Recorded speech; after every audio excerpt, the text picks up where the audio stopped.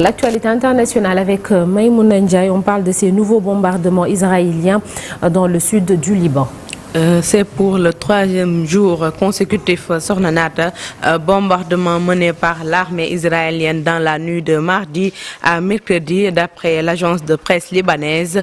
La veille, le premier ministre Benjamin Netanyahu a rassuré que les frappes israéliennes contre le Hezbollah allaient continuer. Près d'1 million de Libanais ont fui du sud du pays pour tenter de trouver refuge au nord. Situation au Liban toujours. Le président sud-africain Cyril Ramaphosa a profité de son discours devant l'Assemblée générale des Nations unies pour condamner fermement l'escalade de violence en cours à Gaza.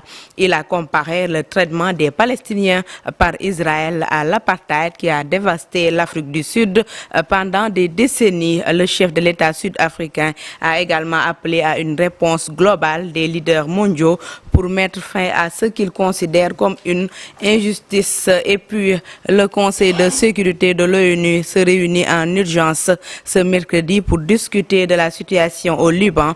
Cette rencontre demandée par la France va se dérouler à 18h heure locale à New York en présence du secrétaire général Antonio Guterres. Pour rappel, les intenses frappes israéliennes contre le Hezbollah ont fait 558 morts selon les autorités de ce pays. Direction Soudan, Omar el-Bashir a été transféré de prison pour des raisons médicales. L'ancien dictateur soudanais renversé par l'armée il y a 5 ans a été déplacé le 19 septembre de la prison pour l'hôpital. Âgé de 80 ans, il souffrirait de complications dues à son âge, nécessitant des traitements. Le transfert a été demandé par l'équipe juridique d'Omar el-Bashir.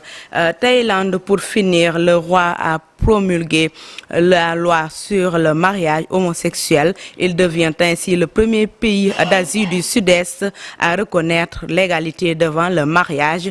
Rappelez que la loi a été adoptée par le Parlement en juin 2024. Elle va entrer en vigueur dans 120 jours, ce qui signifie que les premiers mariages devraient être célébrés en janvier 2025.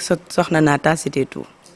Qui reconnaît même l'existence d'un troisième sexe. Merci beaucoup Maïmouna. À tout à l'heure pour l'actualité internationale et ce sera en Wolof.